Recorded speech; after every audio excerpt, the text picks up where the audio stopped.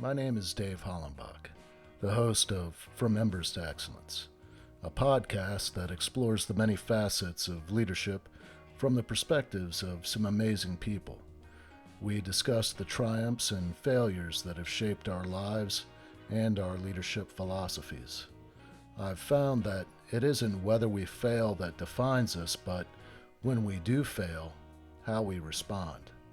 Leaders dust off the ashes and use their failures as fuel to work harder and as lessons to come back wiser and stronger, more resilient, more determined, and more committed to excellence. Today I'm speaking with Paul Casey. Paul is an ACC-certified coach with the International Coaching Federation. He's the owner of Growing Forward Services and the author of 5 books. His newest book is Leading Through the Dark Waters of Conflict. And we're going to dig in a little bit about really how Paul coaches people in navigating those dark waters. So I'd like to start off with where you were born and raised, what your life was like growing up, maybe some of your early influences, maybe what your mom and dad did when you were growing up. So, first off, let me thank you for coming on and agreeing to talk with me. But if we could dig in, it'd be great. Thank you, Dave. I appreciate you having me on the show today. I love talking leadership and I've enjoyed listening to your show as well. So yeah, I grew up in a south suburb of Chicago, Illinois, and I'm an only child. So that of course shapes you as well. They say that's like a firstborn on steroids, as the only child. So I think that shaped me a little bit to be over responsible and live in an adult world sooner than probably my other friends did. My parents were teachers. So my mom was a teacher in the school that I was at. It was a private school. And my dad was a PE teacher for, I think, 39 years. So he was in the same school system that entire time. So I grew up in a family of educators and made me want to become an educator, even though I heard all the dirt, that would happen as teachers and all the stress and the burnout and the difficulties. I still wanted to be one.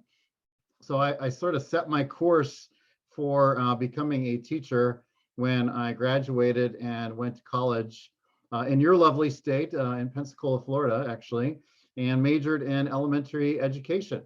So that was some of my original background. What school did you go to? And Pensacola Christian College. It's a really small private school there. And I think there's only like 4,000 students. And I started with elementary ed, minored in English. So I'm sort of a grammar Nazi. And came out of that and moved to Southern California, where I became a 5th grade teacher in a private school out there. So I went from Chicago down to Florida over to Southern California, and I had never been west of the Mississippi in my life at that point. So that was a huge leap for me. You're also a podcast host. Your podcast is Grow Forward Today. Yes, sir. And of course, I'll have links to your website in the show notes and links to your podcast. I am very curious about what led you to do what you're doing now. What was really your big influence that led you on this path? Yeah, absolutely. So I think being an educator is at my core. So it started with educating children, and then I became a school vice principal very early, and then a school principal by age 26, which is very young, and moved up here to the lovely state of Washington. And so I'm on the eastern side of Washington State, in the southeast corner, in an area called the Tri-Cities. And during that time, I became a principal at 26, which I was very young. And so it's my first leadership post, and I've got everybody older than me. The teachers, the rest of the teachers were older than me. The parents were older than me. The board, the superintendent, everybody was older than me. So I sort of had to grow up fast in leadership and learn a lot of the skills that I'm teaching to this day. But I had to learn the hard way and take some lumps. So I did that. I went to a couple of different schools. And then I moved back to this area to take a job as a parenting educator at a church. So now I'm doing parenting skills. This is when CDs were recording everything to CD. This is when podcasts were just starting back then, and we did some live events, some parenting seminars. That job matured into becoming like the whole family, like a family pastor kind of a role. And so then it was marriage education as well. So I did premarital ed, which I could still do to this day and officiate weddings. So it was quite the variety, but it's always been education. So after going to a different church or leading a different church for a while, I heard about this thing called life coaching. And I'm like, "Ooh, it sounds a little woo-woo, like what is that?" And this guy had a business card in a local coffee shop. And I went, "I'm going to give him a call." So I did. He met with me. He told me what life coaching was. And I went, "Oh, that is what I already love to do. Help people get to their goals and their dreams, create a vision for their life, co-create that together and help them, get through their obstacles." So something was filed away in my brain at that time of, I wonder if I could do this. I wonder if that could be a career. And I was already speaking at teacher conventions in 7 different regions. So I loved giving practical ideas to teachers. And I thought, coaching, speaking, and what if I added like team building onto that? And I had a 3-legged stool. I wonder if I could make a business. So in 2011, around Christmas time, I decided, you know what, I'm going to get the website and the business card and the tax ID number, and I'm going to go for it. And while I still have the day job, the dream job is starting to get a little bit more and more every year. Then in 2015, I launched full-time as an entrepreneur and resigned from my other positions. And your income goes to zero, when you become an entrepreneur, and had to network like crazy. But after about a year of getting my feet under me, just growing every year. And I haven't looked back. I get to live my purpose every single day, and I love my job. I'd like to get an idea of maybe some of those lessons that you learned, those leadership lessons, because it in my experience, the best lessons that I've had are the ones where I really like fell on my face and ticked a lot of people off. And so I'm guessing that you already set the stage, being the young guy, everybody else is older, more experienced, and you've got to prove yourself. And I can only imagine. So I'll let you have the floor here because I want to hear this. Yes. And I remember my first performance review from the superintendent, and he said, like, "In your enthusiasm, you have overachieved." I still remember that line because I was just full of enthusiasm. I was like, "This is going to be the best school in the world," and I was collecting ideas from, I think I visited 50 to 55 other schools just to steal ideas and like, "Oh, that's a really good idea. We can modify that." And I have a puppet, an eagle puppet, that I would bring out for assemblies. And I played with the kids at recess. I was just having a great time. But the teachers were sort of like, "Hey, man, just go back to your office. Let us do our job." And I had to learn that like everybody didn't have that same enthusiasm for the whole school as my purview was, which was growing the school as they were in their classroom. So I had to learn different people's personality styles. So that was a big shocker, right? That other people had a different style than I did. So I'm not going to get any buy-in unless I custom communicate to the different styles. And during that time, I learned of the 4 animal styles: the lion, otter, golden retriever, and beaver. And that's a fun thing that I get to teach to this day. The other thing, another funny story, since you bring up falling on your face, when it comes to conflict, I'm more of a golden retriever, so I'm more of an amiable style. So and when you're a principal, you got to deal with a lot of different constituents and a lot of different conflicts. And I remember having to bring a teacher into my office about a dress code violation, and it was a female teacher, which of course, we're already in danger zone right there. And I shot the breeze with her so long that I didn't even bring up the issue. And she walked skipping away. And I was like, oh shoot, I didn't even bring up the actual issue. I had to bring her back to actually talk about the issue at hand. So I was trying to smooth things over and be everybody's best friend, and realize sometimes you got to say the hard words.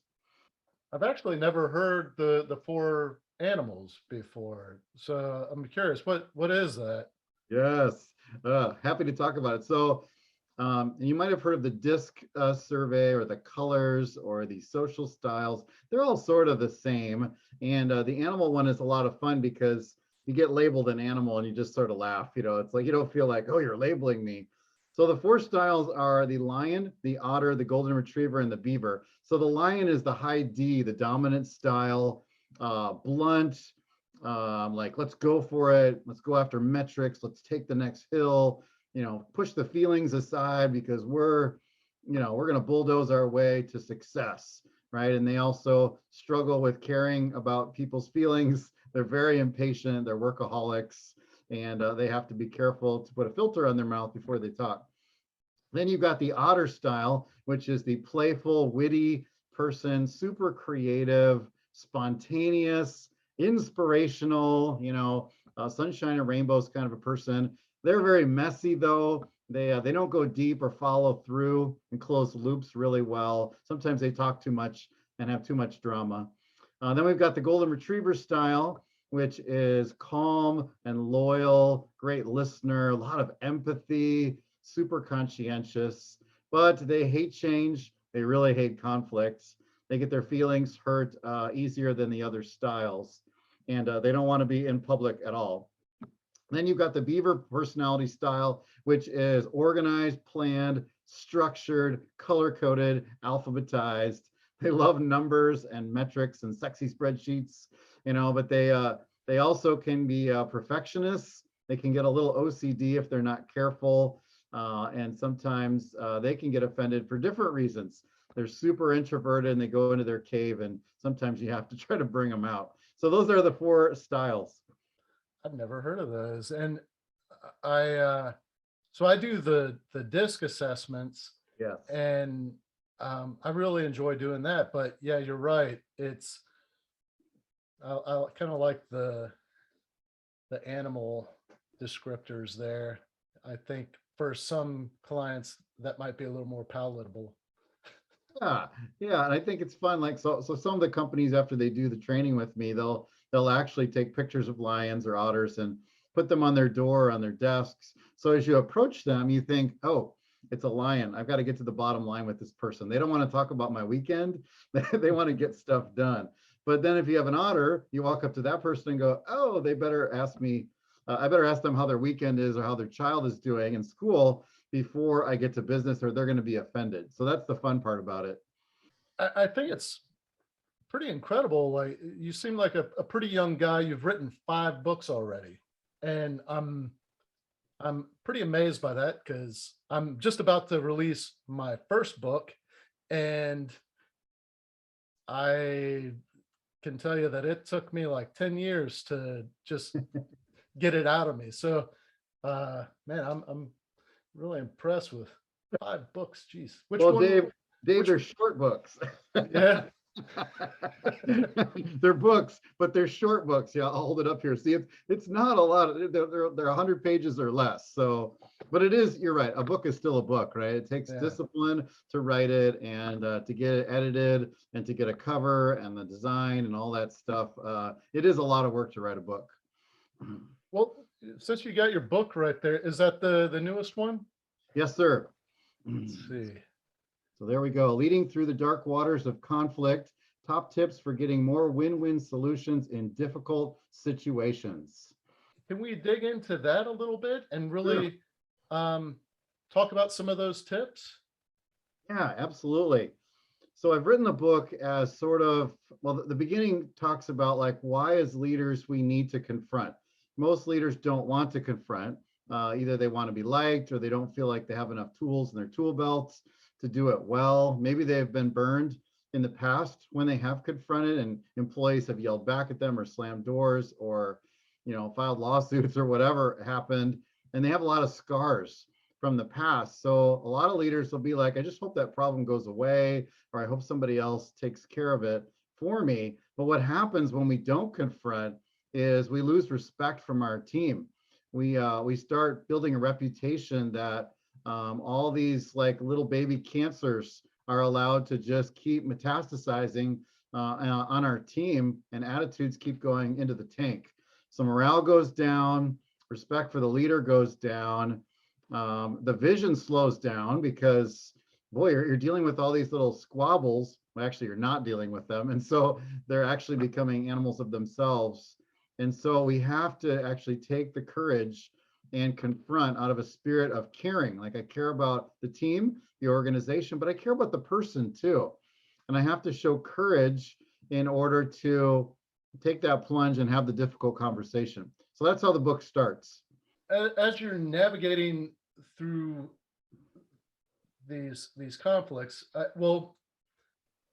I'd like to maybe get a feel for what's in your book. I would imagine maybe you kind of go from an easy conflict uh, type of deal to you coach somebody on dealing with more severe conflict. Yeah, but it's all still about the same. It's just, yeah, there is a section in the book on when things get ugly, right? When there's, you might need to bring another person in the room as sort of a witness, to settle that person down, or you need to take a time out because things aren't going well, or send that person home for the day to give them some things to chew on before they come back. So yeah, those are the uglier ones. But I start with just like, here's a format. Here's like my top 10 tips for dealing with trying to get a win-win in conflict. And some of those tips begin before that person even walks in the room. Like taking good care of yourself is really important, because if I'm tired or I'm irritated or burned out, or I've got something against that person, like I'm holding an offense against them, that is not a good time to confront, or this is going to go ugly really fast. I'm really curious about the tips in your book. If you're willing to talk about them with the listeners, I'm sure that we can all relate, especially people in leadership positions. You know, I know that early on in my career, I struggled with those team dynamics where there might be a little bit of conflict, and having to address those little squabbles as like a third party, but as the supervisor, and not wanting to really you know upset either one of those parties, because they're both part of the team and they're both good producers on the team, so maybe just different personalities not seeing eye to eye, and they just don't like each other. Uh how do you navigate something like that? That's a very real situation. I actually enjoy mediating those kind of conflicts because it doesn't deal with me.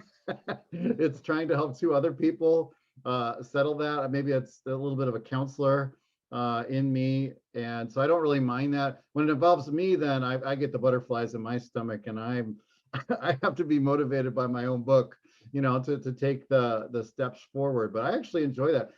Companies will call me to come in and help mediate conflict. I'll go in and I'll interview the players, the teammates who are wrestling with stuff, and ask them some really deep questions to try to get to the bottom of something until I can diagnose, like, oh, okay, I see where the difficult relationships are. And then I ask the leader, I'll say, would you like me to mediate that conflict to make it a psychologically safe environment for them to resolve that? And oftentimes those go really well. I mean, it starts pretty messy, to be honest.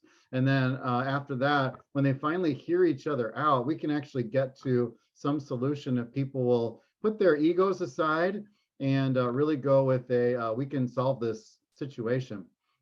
So yeah, I could share some of those principles with you if you'd like, Dave. Yeah, So please.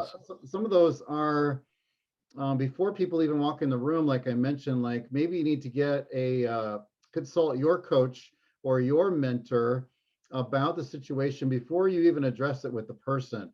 because oftentimes by getting an outside perspective, someone who's not directly involved emotionally in the situation, they could tell you if you're like way off base, or it's like, wow, what took you so long, man?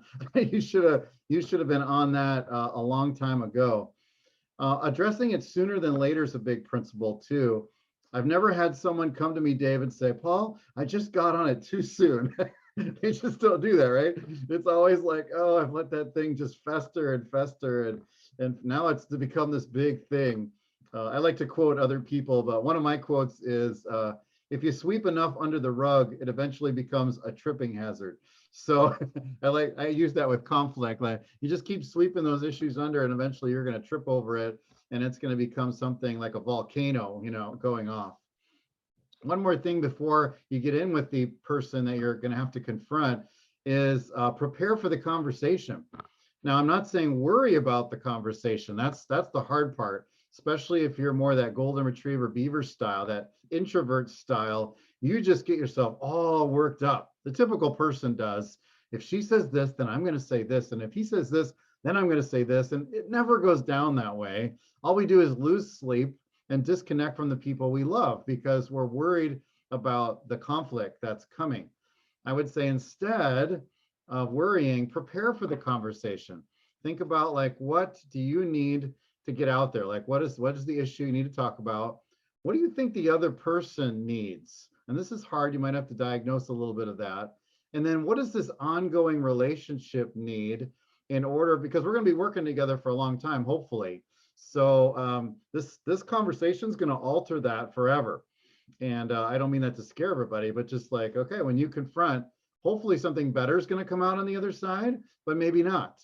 But either way, something's going to break free in that conversation, and it's not going to keep festering like it was prior. So prepare for that conversation before you even get with the person.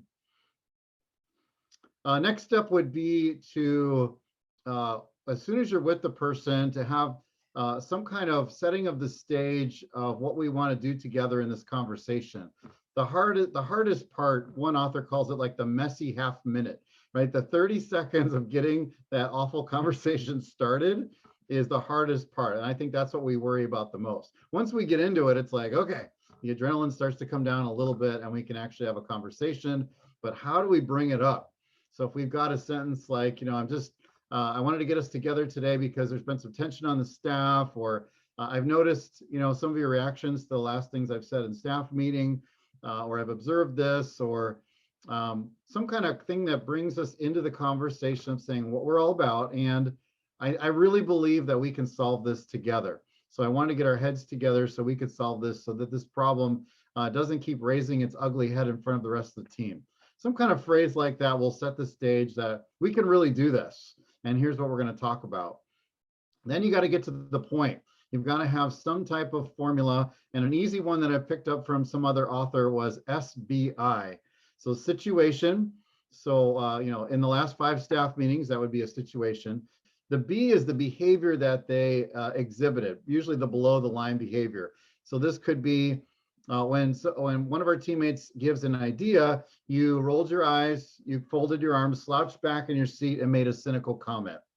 So that would be the behavior that they did. And then the I of SBI is the impact that it had, usually a negative impact on the rest of the team.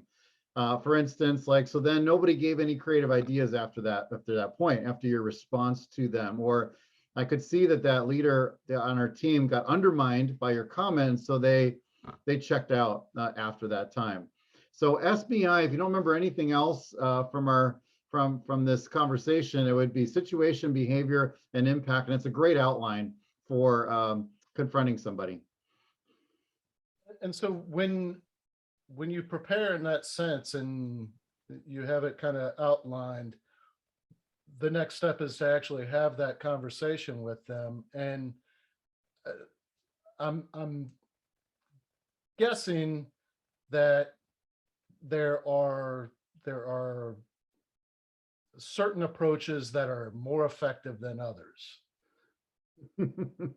Yes, there are definitely ways. Well, I like to say it this way: you can bring one of 2 buckets to the fire. right? The fire is the conflict, right? You can bring a bucket of water or a bucket of gasoline, right? So the bucket of gasoline is just going to exacerbate the situation and blow it up more. Like we're using words like always and never and using being more of a lecturer of the person, where you're being sort of parental, or being speaking for other people, like the whole team thinks you suck at this, or some kind of comment that you, if I was even saying that to you, Dave, you'd be like, you'd start to stiffen up a little bit, like, I don't like that at all. So that exacerbates it. But the bucket of water are phrases we can use, body language that we can show that goes, it sort of cools off the fire, so we can literally have a discussion. Like I said, by setting the stage, first of all, with we can do this, like I have confidence that we can work through this. That's setting this tone and assuming positive intent from the get-go is going to put you in a better place to resolve the conflict. There might be some instances where you share the things that are going right with that person. Now, you wouldn't do that in a performance improvement plan scenario, or a termination, obviously. But if this is sort of a lighter confrontation, like this is just one issue, you may want to say the things that are going well as well. And so that's going to help. Any way that you can build confidence in that person is great. And that would lead to the next step in the win-win scenario, which is listening to their feedback when they either push back, or just respond in some way. That you got to lead with your ears at that moment. Don't shut that out or try to interrupt them or say, no, that's not true, or I never did that, because that just invalidates them. People want to be heard. They want to be gotten, like, you want to feel like somebody gets you. So listening and empathy are really the ways that we lead as the conversation goes on. It's interesting that you would use those, the empathy and the communication part and listening, like those are when I'm teaching leadership, I talk about how important communication is, but not just what you're saying, how much you're listening, Mhm. and being empathetic in a way, like they know that they're being heard, Yes. and trying to put yourself in their shoes. So I think that these conflict resolution tools are key to being an effective leader. And a lot of times it's not framed in that way. You don't really think of leaders as being conflict resolution people, but if you lead any amount of time, any group of people, there's going to be conflict within that team if you spend enough time with them. And being able to navigate that is key to being viewed as an effective leader. Well, that is so true. And we often don't have any good models of that growing up. We probably watched our parents do it well or not well, right? We've watched maybe a boss do it well or not well. And really, that's all we got. So our tools in our tool are minimal unless you've taken some training, read some books, and really worked on the skill of being a good conflict resolver. Otherwise, we're sort of shooting from the hip, and I would never recommend to shoot from the hip when you're going into a conflict situation. One thing that I'm curious about, you've written 5 books, and they all seem to be based on leadership. The static cling principle, it's on habits and mindsets, but you've got to have good habits and the appropriate mindset if you're leading people. So I'm wondering if they cover similar themes or if they are linked in some way. I mean, they came from your head, so I would imagine they are somewhat. Yeah, good question. And really, my goal, I don't think I'll be able to fulfill it completely, but is to write one of these books a year based on one of the themes that I do a training on. Because then, and here's a little secret for the other trainers out there, you have enough content pretty much for a book already if you've already taught a seminar. So taking that seminar, making it into book form by adding more information, rounding it out with some stories and other information, you've got a book half written to start out with. So that's my little secret uh, for pushing out more books, because you can't help anybody if it's just stuck in your head. You've got to get it into writing. So I just use that as an aside. But yeah, the first book I came up with was the static cling principle, and the book had been in my head for a while. I thought of it while doing laundry. I know that sounds really funny, but it's a true story. And I pulled out the laundry, and you get the static cling, you get that electric shock if you don't use the fabric softener in there. And for speakers, everything is a metaphor or a story. So I thought about, like, boy, when you pull things off your life, sometimes you get a spark from that. And then I thought, okay, so what are some things we need to stick to our lives? And what are some things we need to pull off our life despite the spark that happened? So that's how that book came to be. And actually, a guy on an airplane with me, we sketched out the outline of the book on a napkin, like a Delta Airlines napkin. And then I scheduled some time to go to the coast, the Oregon coast, and spent 2 days and wrote the whole book in 2 days, because I had this great outline of like what the chapters would be. And I just banged it out, just wrote for hours. So that's the story of my first book. Two of the other books are leadership based. So leading the team you've always wanted are my top tips for being a terrific team leader. 11 inspirational actions that you can take your group from being a group and melding it into a true team, because sometimes we just have groups, but really most of us want to be on a highly functioning team. One book in the middle that leading with supervision. So just a little play on that word supervision. It's all about vision and leadership. Like, where are we going? I want to know where my leader is taking me on this journey. So how do you craft a compelling vision? How do you cast it? And then how do you carry it for the long haul? So that was that book. And then the last book was Maximizing Every Minute. And this was my time management book. So I've been studying time management for my whole career, and just trying and adopting little productivity habits along the way until I had so many that I have tried out that I thought I would put them all in one book. So Maximizing Every Minute is, if you want to get your time management under control and have this be the year that you're most productive, these are all the different things that I have tried and would recommend. I need to read that book. Don't we all? In fact, on most podcasts, that's the topic that they want to talk about. Leading the team you've always wanted, that is, I talk about that a lot. And I'm really curious to hear your perspective, because I think there's going to be some parallels. So my perspective comes from the fire service, and really, there's always high performers. There's the people that would rather not be there. There's the middle of the road, but really being able to get everybody on board and like super pumped up about showing up to be a part of that team is, that's the goal. Yep. So I'm curious, like, what steps do you outline in that book to really get a team to that level? Yeah, and I think it even starts before you actually begin team building, and that's the hiring process. Like, and I know we're in the great resignation now, and it's hard to get people that want to actually do work, and be a part of a team. So I think we've got to get even better on the putting out a great application packet, screening well, doing fantastic interviews, and making those thorough, not just maybe a one and done, but 2 or 3 interviews, and really screening for team building kind of questions, like figuring out if they say the word we a lot or the word I in the interview questions. Are they pumping themselves up, or are they saying, I was only successful because of the team wrapped around me? That's a really good sign that you're hiring a team player that wants to work together.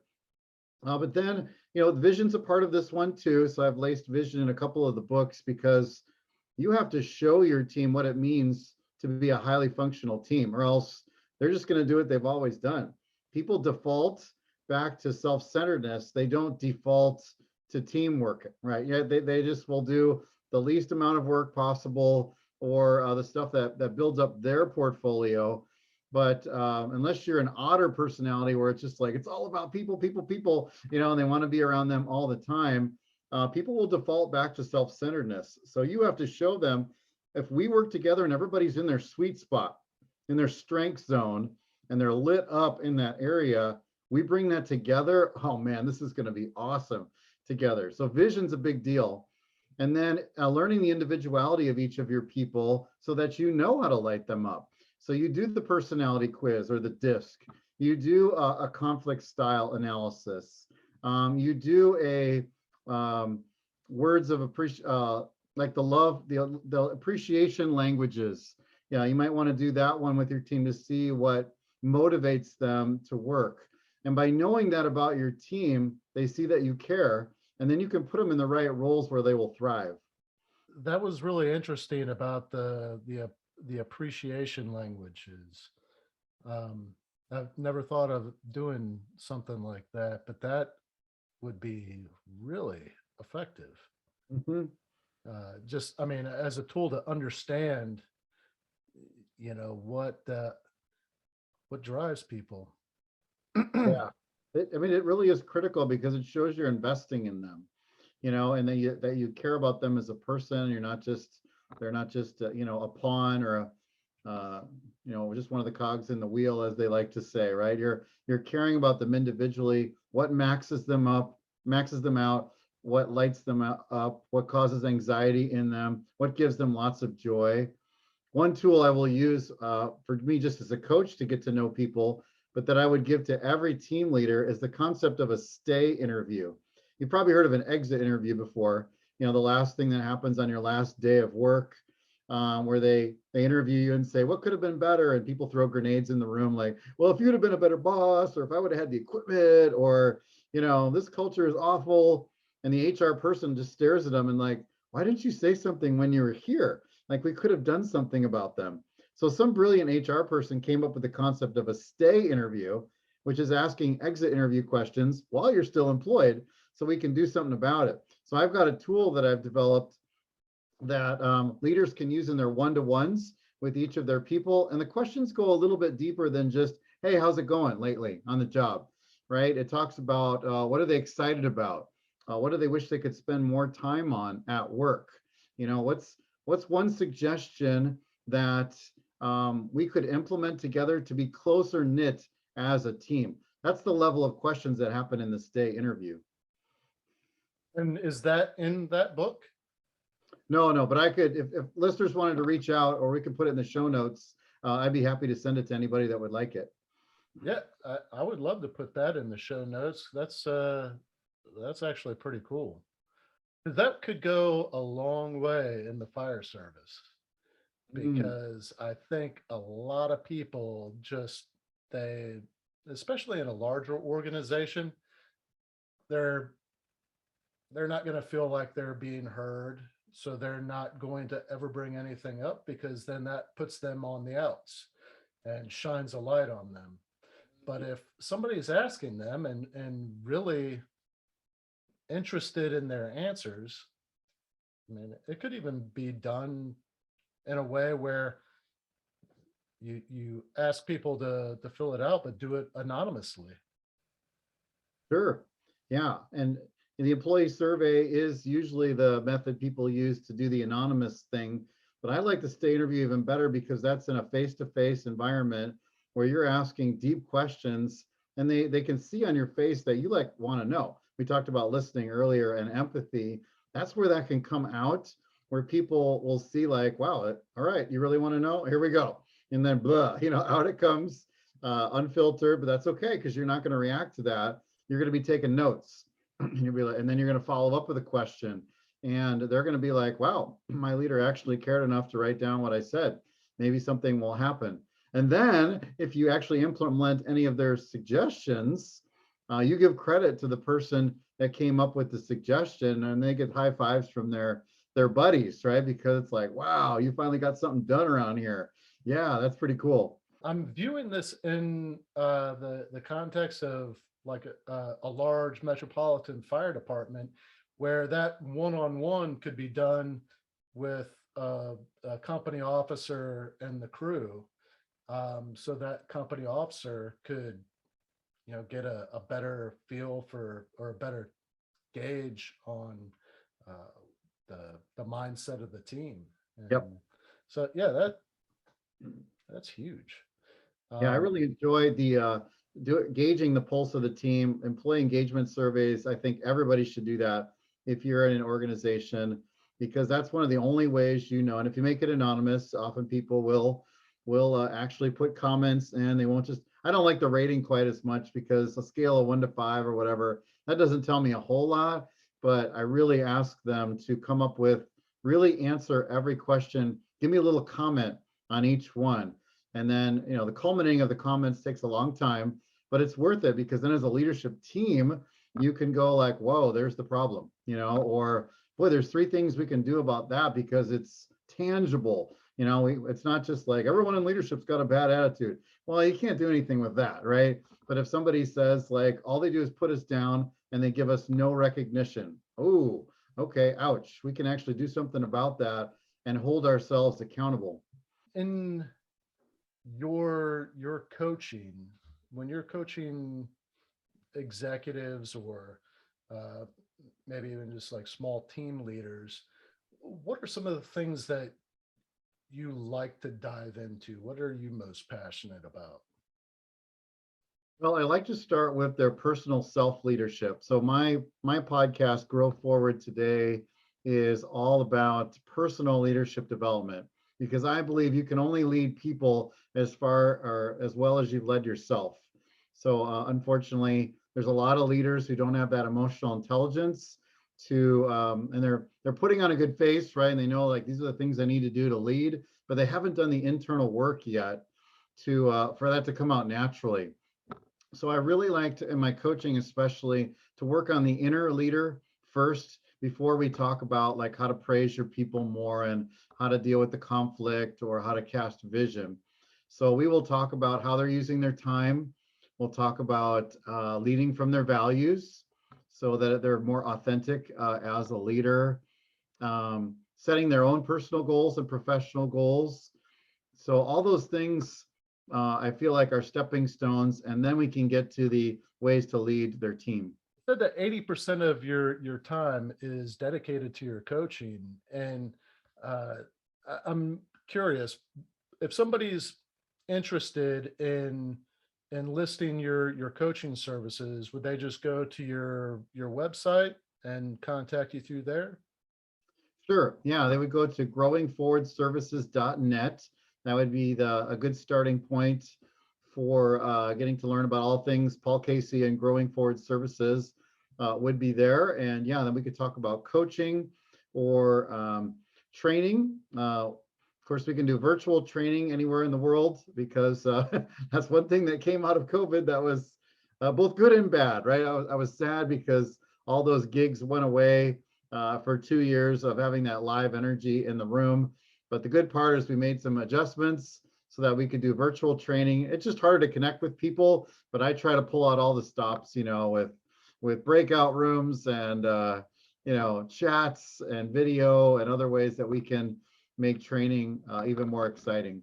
Well, I'll have in the show notes a link to your website. You'll be able to look on there, find all of your services. Do you have the pricing on there, or is it kind of customized to the client? It's pretty customized. The coaching pricing would be on there for 2022 rates. But as far as the speaking gigs or possibly doing group coaching where you've got 3 or 4 people at about the same level doing a 90-minute session, so those are more customized. So yeah, just have them reach out, growing forward at paulcasey.org, which is my email. And that would be a way to start that discussion. And so I can customize it to what you need. Paul, I really appreciate you coming on, agreeing to let me interview you and talk about your books. You've shared a lot of great insights with the audience, and um, I just really appreciate the time that you've given. Thanks, Dave. Everyone keep growing forward. Thank you for listening to this episode of From Embers to Excellence. Please like and subscribe to my YouTube channel. Follow me on your favorite podcast platform and visit hollenbachleadership.com for additional content. My goal is and always will be to add value to as many people as possible. So if I can be of any assistance to you or someone you know, please connect with me via email or on one of my social media accounts, linked on the homepage of my website. Remember, our failures don't define us unless we let them, and the only true measure of a leader is the success of their team.